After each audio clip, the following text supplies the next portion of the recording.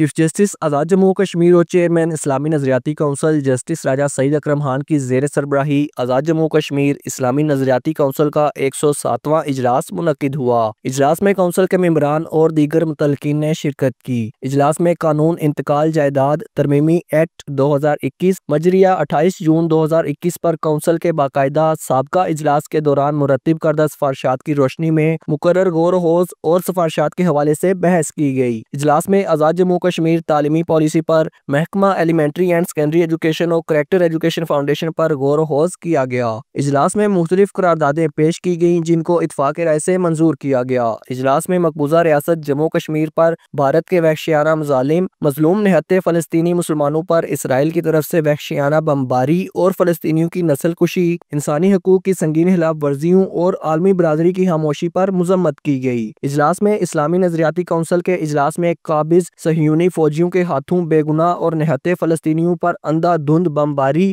ریاستی دہشت گردی اور وحشیانہ مظالم، خواتین اور بچوں کے قتل عام، غزہ میں انسانیت سوز بمباری، تقریباً 50,000 فلسطینیوں کی شہادت، 1 لاکھ سے زائد زخمی، املاک کو مکمل طور پر تباہ کیے جانے، اقوام متحدہ کے دفاتر اور ہسپتالوں پر بمباری، زندہ بچ جانے والے فلسطینیوں پر انسانی بنیادوں پر خوراک و ادویات کے روکے جانے اور فلسطینیوں کی نسل کشی کے منصوبہ کی شدید الفاظ میں مذمت کی گئی۔ اجلاس میں مقبوضہ جموں کشمیر میں بھارتی قابض افواج کی جانب سے انسانی حقوق کی سنگین خلاف ورزیوں پر مذمت کی گئی۔ اجلاس میں مودی سرکار کی جانب سے مسئلہ کشمیر پر اقوام متحدہ کی متحد قراردادوں، مختلف عالمی اور دو طرفہ معاہدوں اور خود بھارتی آئین کی مختلف دفعات میں ترمیم کرتے ہوئے آئین کے آرٹیکل 370 اور 35A کے تحت ریاست جموں کشمیر کو حاصل خصوصی حیثیت کو ختم کرنے اور مقبوضہ کشمیر کی اسمبلی میں کشمیر کی نئی حیثیت کے تحت الیکشن کروانے اور ہندو انتہا پسند حکومت کے قیام کی ناکام کوشش کی پرزور مذمت کی گئی۔ اجلاس میں اسلامی کانفرنس کی تنظیم، رابطہ عالم اسلامی،